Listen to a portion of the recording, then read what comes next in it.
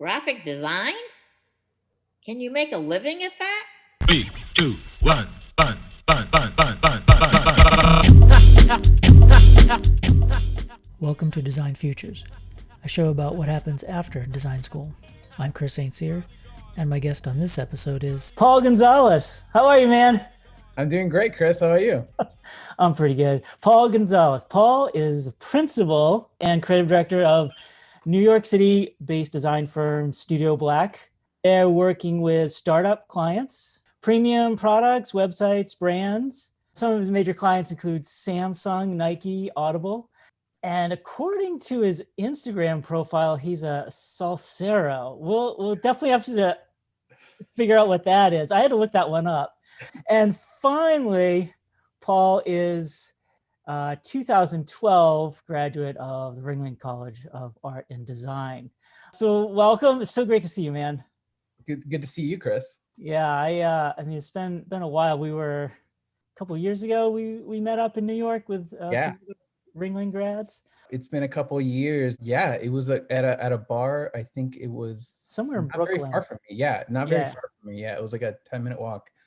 Very, very lucky. Yeah, I can't remember the name. There's just too many bars in New York, right? It's some little divey place. It was kind of small and it's called like Sweet Tooth or Sweet Chick or something like that. Sugar Bush? Yeah, that was it. It was Sugar Bush. Is that the one? Were you there? Okay. Yeah, I was there. That's in Williamsburg? Yeah. And I came late, I remember, because I had rehearsal. Oh, right. Yeah, we'll get to the rehearsal. Not rehearsing design, rehearsing something else. Yes. Let's start with StudioBlack, because this is the newest thing, right? This is the thing that you're working on right now. So tell me a little bit about it and kind of what you're doing there with StudioBlack. Very exciting overall. It's been something that has been in the works since I graduated, actually. It's been like a baby, seriously, since 2012. But this year was the year that I'm finally going to do it, just because of like everything that has happened. You know, this dream originated with Fernando, which is my design business partner and also design partner overall. It started in school, actually. We never worked with each other at all but we were really good friends throughout all of college. And we finally did work with each other.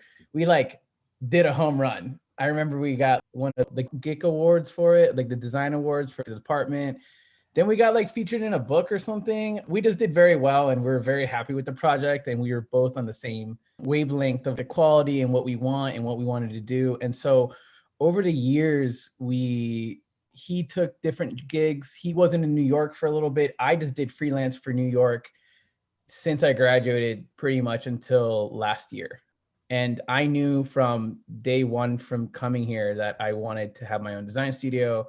And literally from the first time I even worked at another agency, I was scrolling around their databases, looking at their SOWs, I'm like, how do they do the things they do? How do they get the clients? What are all the process? I learned a lot talking to like business development people, talking to the HR, with everybody, the creative directors, the ECDs. Okay, hold on. You're using all these acronyms. Like, what's an SOW and ECD and all that? What's an SOW? So an SOW is the legal. It's just a statement of work. Oh, okay. It's the actual like contract saying what is going to happen, when, the process, and the actual legal, and then also any terms as well, and then also the signatures to start. I know now I have all these words and you have all the lingo. I know, and then now I'm using things like, oh, that's going to be in Q2 of next year. I'm just. It's Q2, getting too much. Q1. Yeah. Who have I become? The fiscal year ends on all that terminology that we don't teach students in design school, but to learn on the job. Exactly. Yeah. But I will say that's the one thing I wish you guys taught us. I wish, and there definitely was certain classes, but they weren't in our major, right. About the business of design or just the business of art in general. I think that should be towards the last year, I think that should definitely be in the scope of any education, at least in the designer perspective, is that like, we're not taught any of that. So I had to go and like really search deeply for that. So you're learning that stuff on the job with different people you've worked for and worked with. Yeah. That's definitely something that you could say that for any profession, right? You learn a certain amount of things in 4 years. That's not really a lot of time. hopefully you're learning the basics and principles and big idea stuff, and then you go learn some of these other kinds of things. I think we want to hear about some of that. So what I don't know about you, and what I find I don't know about a lot of students, is what happened before they got to school. So can you take us back to a time like when, before we met at Ringling, before you were a student of mine? How did you get into art and design as like a teenager? High school, did you have art classes? Do you have design classes? What was that like before applying to college? I wouldn't say that started in high school. I think it started way earlier, and I think it had to do with my mom. My mom actually is a fashion designer and just tailor overall in Sarasota, where Ringling was. And at a young age, I helped her make pillows and design dresses, and I still design dresses and make pillows of my own too when I'm at home, which is awesome. So I was making things and creating things at a young age. And I just didn't know what design was. I always knew I liked making things, but I never even knew design even existed until actually later in high school. And I never thought about it being part of art. So I remember being in middle school and doing paintings and doing art projects, and I was doing pretty good at those. And everyone I remember selling a collage of mine in middle school, and it was like hung up in the middle school lobby of the principal and stuff. Just things like that. And I was, oh, that's cool. But I never thought of it going into a career in the arts. Mm-hmm. And it had nothing to do with a future or anything. My parents were all about, you just need to have more education. We don't care what you do, just go do it. They were just supportive the whole time. And I was very lucky on that front. But going back to the journey of choosing design, is that I dated this girl. She was into the arts, and she actually was wanting to go to Ringling. And so I started, looking at it a little bit more. I was like, oh, this is kind of cool. And so I started drawing with her. And so as time went on, I started becoming more and more of just enjoying drawing. And I was, oh, I'm getting pretty good at this. And so I applied for their pre-college, which is a month of a college experience as a junior in high school. And so it was expensive, but I got a scholarship for it. I didn't know what I wanted to do at the time. I either wanted to do illustration or design. And so I remember I did both. You can pick two of them and focus on two of those classes. And I remember I've always had, I feel like, an eye for design. I always knew something looked in my head, and to go into basic terms, they always look cool. Right. And I remember, Chris, actually in your class, I always used to say funny things. Like I used to say sounds. I was, oh, that looks, I vaguely remember something like that. Yeah, you had your own code. I had, yeah. And so I didn't have the language. Now I have the language. Now I can explain to you why. Yeah, you probably don't want to say that to a client. That looks, definitely not. Make some grunting noise, right? No.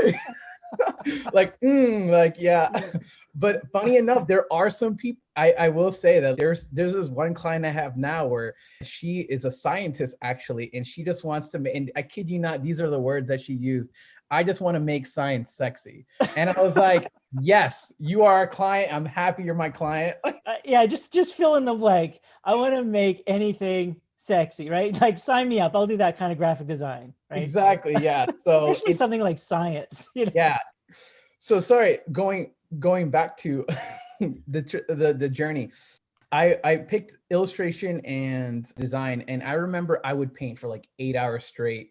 I got decent at painting, and then I would just go into labs and design something for 2 hours, and it would just turn out really, really, at that time, really good.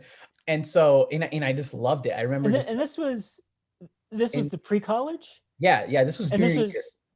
Okay, junior year of high school.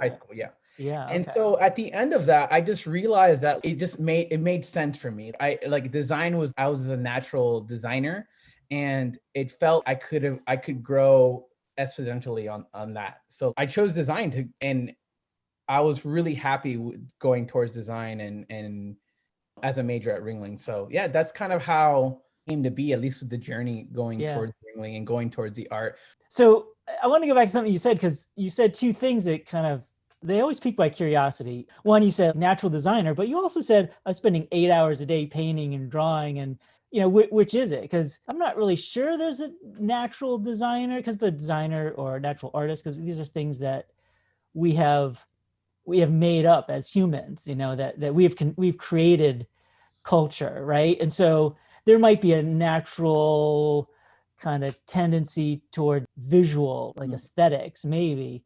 But I always find that an interesting comment when I hear it from people. And as somebody who's in education, I look at that statement and then I say, well, what the hell am I doing then? Because if you're naturally talented, what do you need a teacher for? And there's probably other answers to that. So which was it? Were you think you're naturally gifted, or are you just like passionate about it, wanting to spend 8 hours a day doing that instead of playing football or doing anything else? I think for me, it was that I had an eye for it, and I don't think I was gifted. I will say consistency and hard work gets you to wherever you kind of want to go. I just want to always make it better every single time. So let's think about Ringling. I mean, that's the the time in both our lives where we met.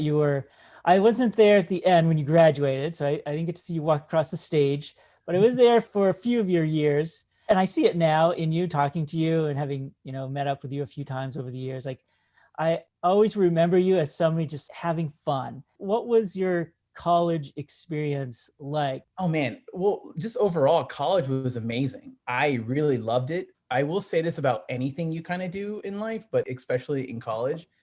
And I can say this about even other colleges too. Not that I've been to other ones, but I've talked to enough people going to other art schools, is that it's these amazing institutions like Ringling, RISNY, SVA. They're awesome and they have amazing resources, but it's really up to the student to how much you put in is how much you're gonna get out. And so I made sure I got everything I could out of Ringling.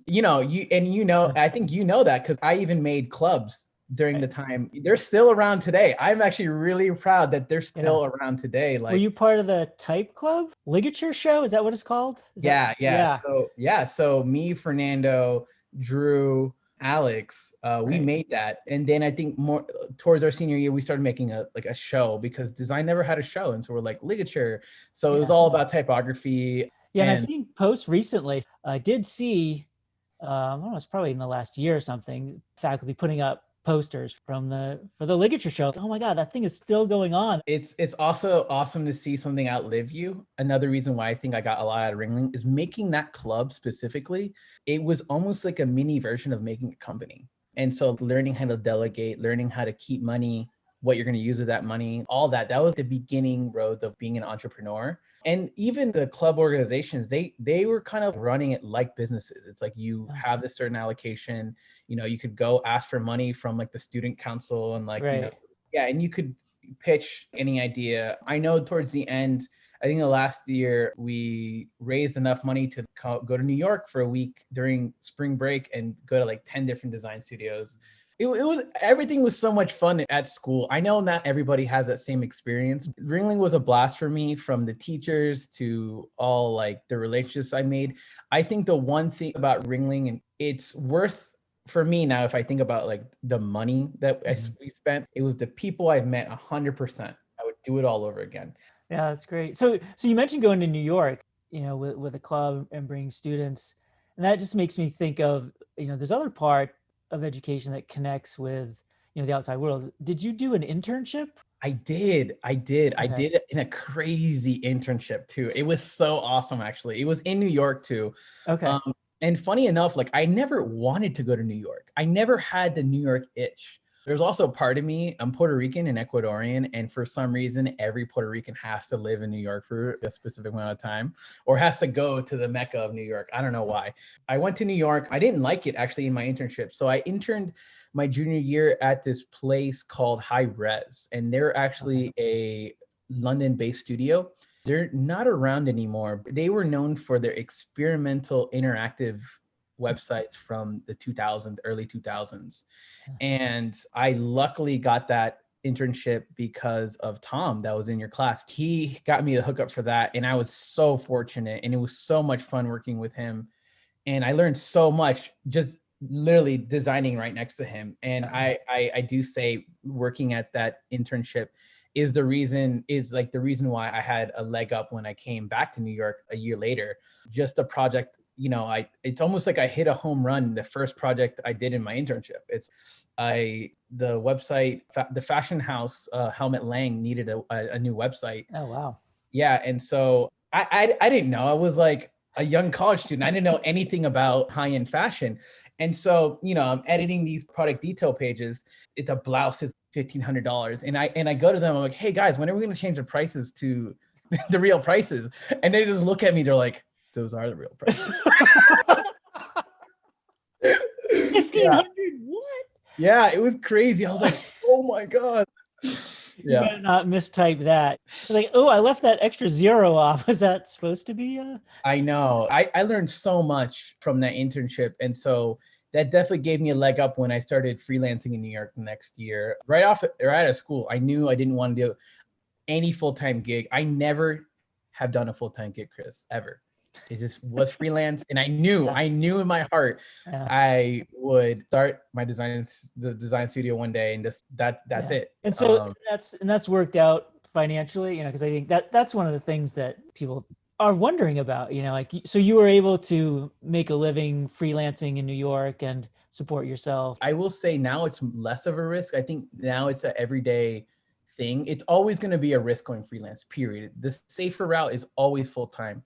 And to tell you the truth, I actually had 3 to 4 offers in California starting off pay for like $100,000 when I graduated. And I said no to all of those. And I was like, I'm going to New York and freelance. And some of your classmates are like thinking you're crazy. Yeah, 100%. Like they're just like, why? Just go and work for a couple years at Google or Twitter, like at the time, like Cisco, like any of those, and just pay off your student debt. But I was no. I want to do it my way. That is a very big, important thing. I think about me is that I always will hear other people's opinions and suggestions, but I always go my own path. And yeah, I definitely think that is a very specific path I took that I was like, I might regret this, but I'm so glad I didn't. I look at my work and I look at what I'm doing now. I'm like, no, I'm so happy where I'm at. I love my life right now. And I don't think there's a substitute for that. I can honestly say I'm living my dream. That's awesome. Yeah, that's great. Let's take a look at some of the work. So this is landing page for your company. So what's future focused? Can you unpack that for us?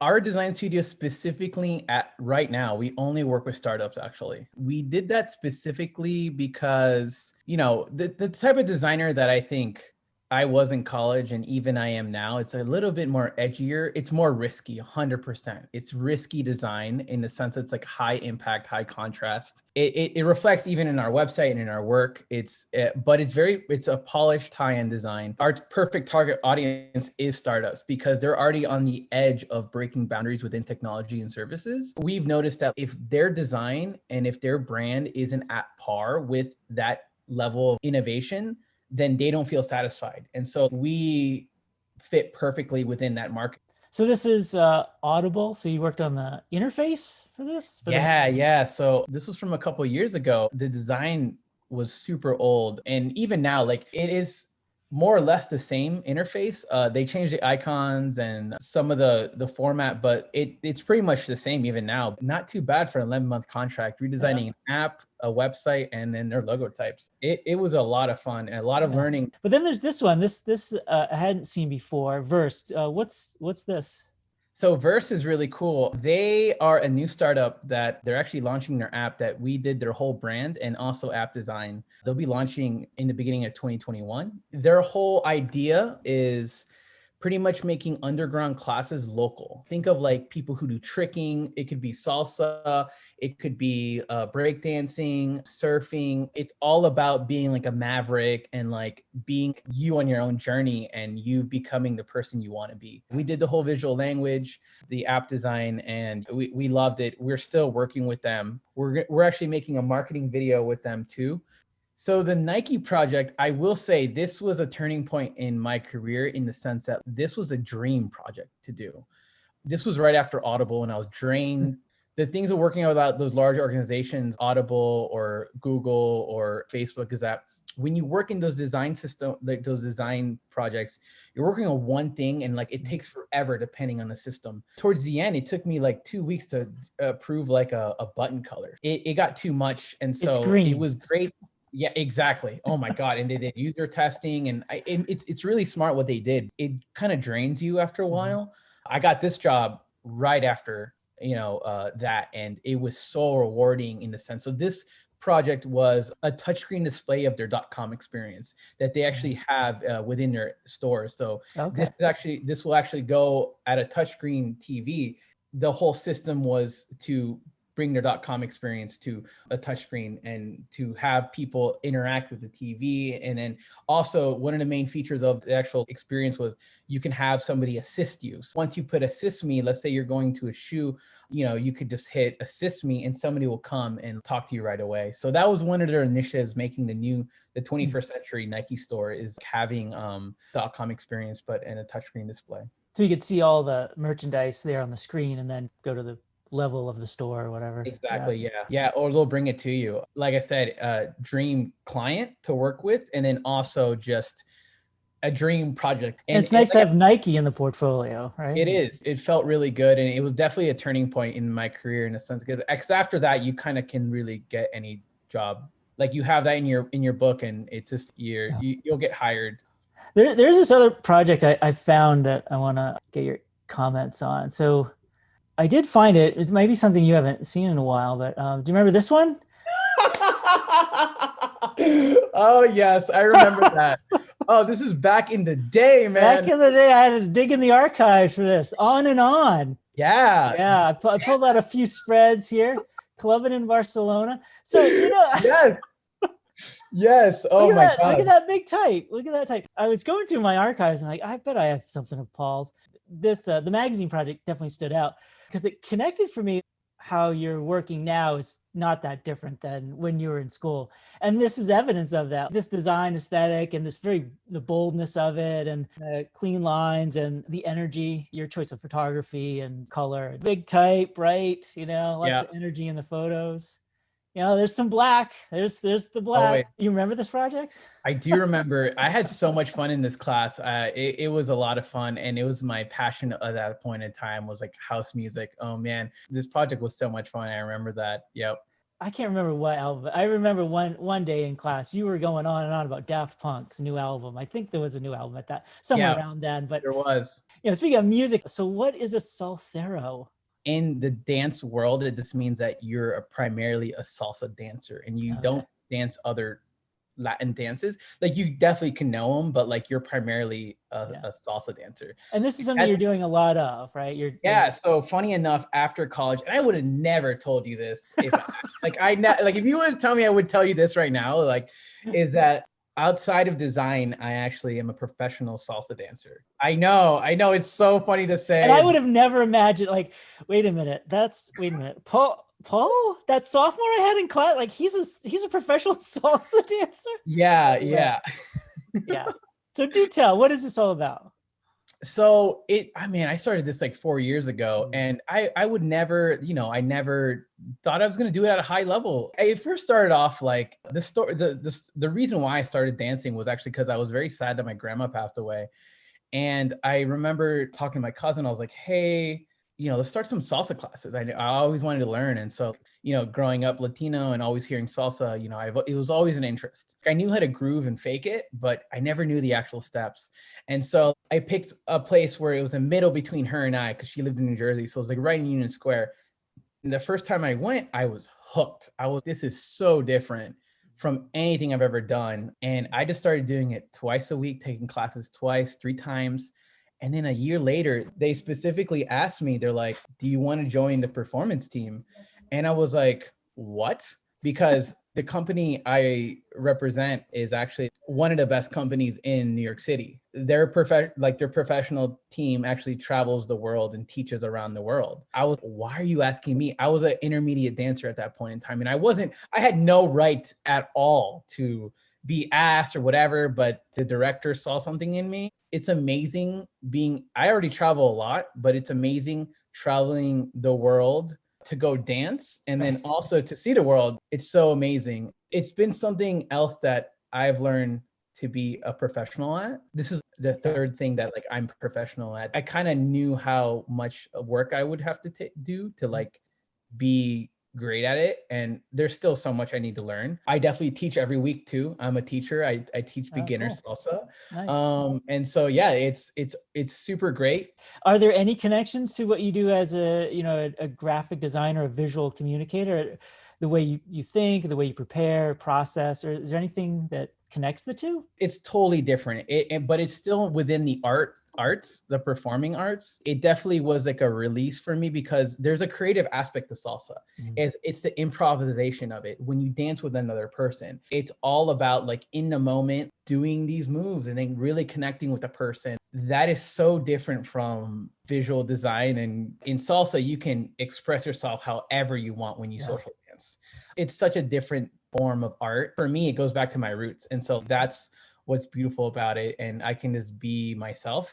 Yeah, it sounds like there's more. I mean, maybe not artistically there's a connection, but more about the people, right? Relationships, collaboration, working as a team. That's a lot of what we do in any business, I suppose, but certainly in design and being collaborative and coming up with ideas. When you first told me that years ago, I was like, what?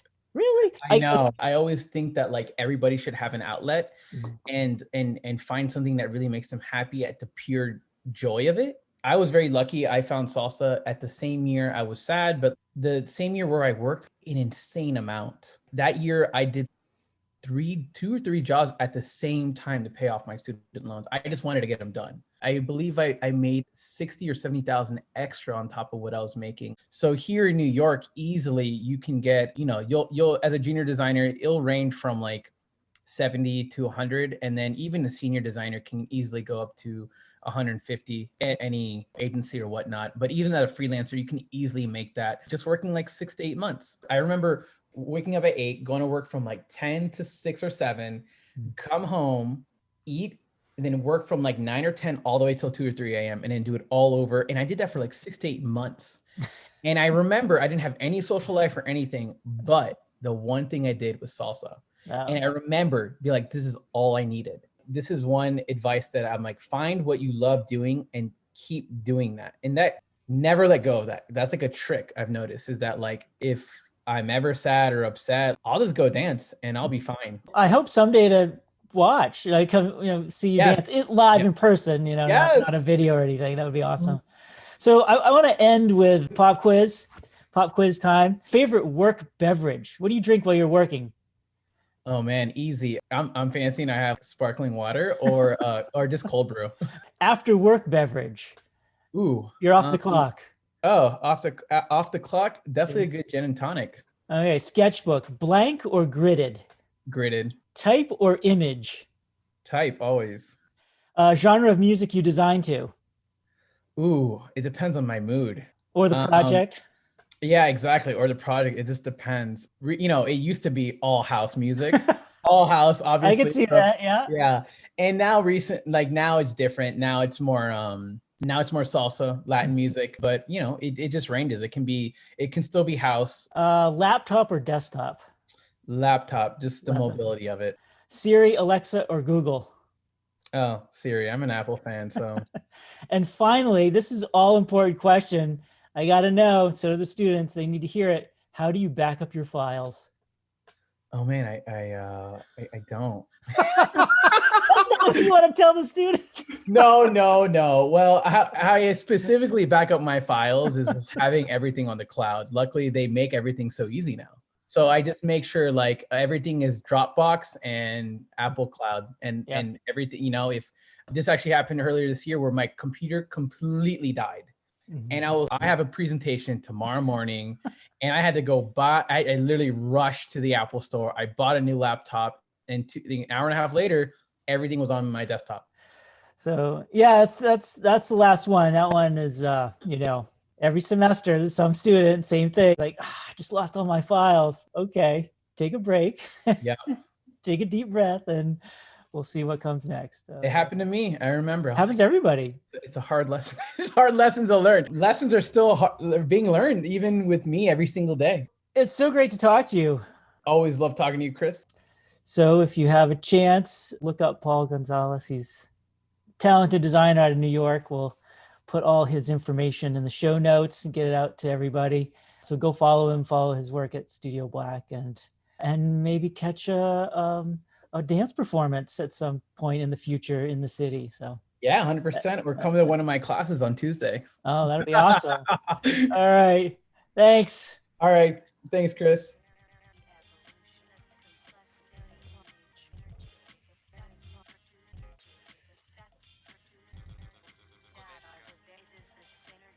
So what do we learn from Paul? Certainly be social. Get out there in the real world and meet people. A lot of creative people see networking as a bad word. If we just look at it from the point of view of just being social and meeting people and having conversations, that could lead to, relationship, partnerships, projects, clients, internships, interviews, possibly even a job. It's a way that we move through our career, is meeting new people and taking on new challenges. Take risks. Paul definitely took some risks early on in his career, not wanting to immediately work for somebody, but to go the freelance route. And that led him to learn from a lot of different kinds of people, different kinds of jobs and projects. And I think that's helping him out now, starting his own company. And then finally, dance. I think we should all dance some more. I know I should. I don't really dance, but maybe I should. It's 2021. It's probably time to start dancing more. Thanks to Paul Gonzalez of StudioBlack. If you have any comments or questions for me, any of the guests, please leave them in the comments and subscribe so you can catch the next episode of Design Futures. Until next time, go learn something. Your future depends on it. Thanks for listening. See ya.